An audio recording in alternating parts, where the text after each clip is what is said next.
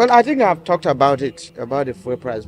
But if there's anything that is ambiguous there, you want me to comment on, I'll go ahead and comment on it. What is ambiguous in what you have said is the first one was moved to about 900 naira. Now is 1,000, and we're saying if fuel price was moved twice within 2 months, and the minimum wage has not been implemented just yet, of 70,000 naira, does it not make nonsense of the new minimum wage that is yet to be implemented? And then, what happened to the agreement between you and government saying, no, we are not going to implement minimum increased fuel price if you agree to 70,000 naira? I'll take just one leg of your first question.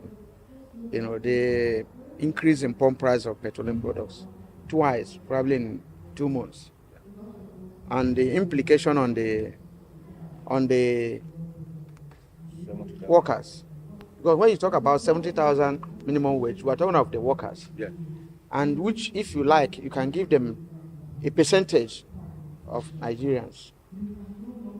And then the increase has nothing to do with workers specific. It has to do with the whole country.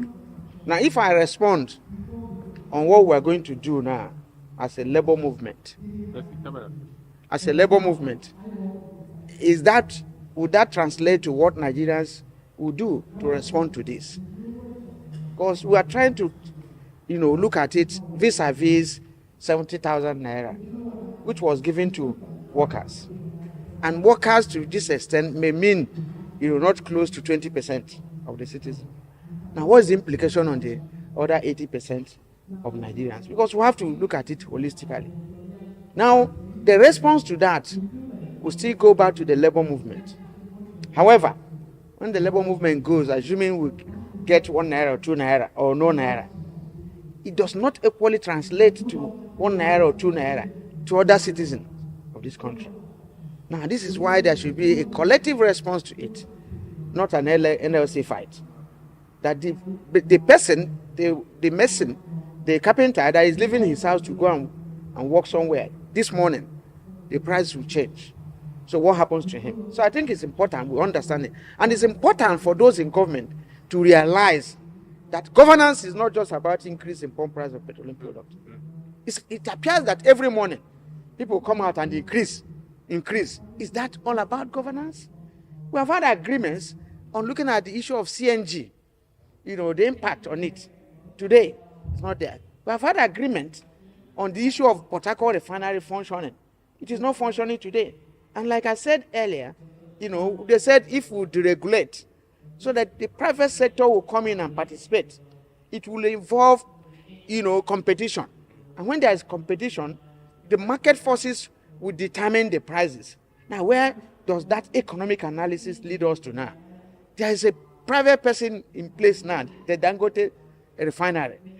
And then the Nigerian, the NNPC, as you all know today, has been incorporated as a limited liability company. So who dictates the price for others? Is it being determined by market forces? Now, when you look at all these lies and the economic abracadabra, how does a country grow under this? So that's the second leg to the question you raised.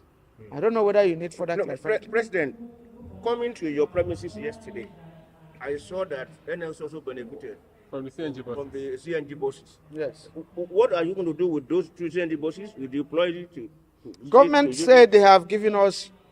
And how many did you get? Government said they have given us 20 CNG buses. This time around, unlike when Silver announced 100 buses to NLC and we did not get one, this time around, we have taken delivery of about 14 CNG buses.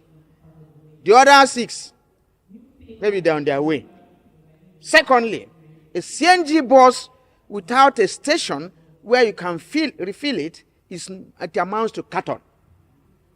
Now, there's nobody that will be telling you they're getting you CNG buses, and there's no station where you can go and buy the CNG for the vehicle to work. You will see them stay parked there until such a time, the necessary things are done. You can now, in the actual fact, if you give us 20 CNG buses, which route are we going to and how many people? And some of them are 15-seater buses. 15-seater buses by even 20, although we have not taken delivery of about 6.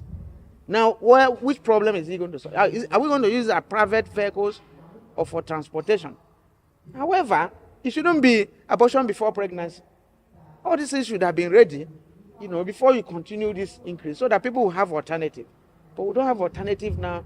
The buses you saw there yesterday are parked there, and they will remain parked there until we know where to, get the CNG, to refill them.